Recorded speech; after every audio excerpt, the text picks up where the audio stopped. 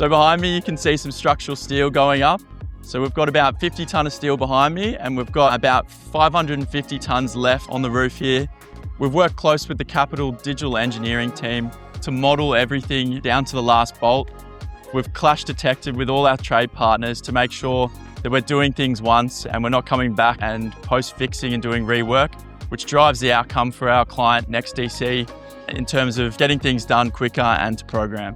So in October, we started the certification with our designers, Innovis. So we've gone from October, November, December, January, and now we're installing steel. And moving into February, we'll finish off installing the steel for the switch rooms. After that, we're going to progress over to our chiller modules, which we're currently in the process of certifying with our design engineers.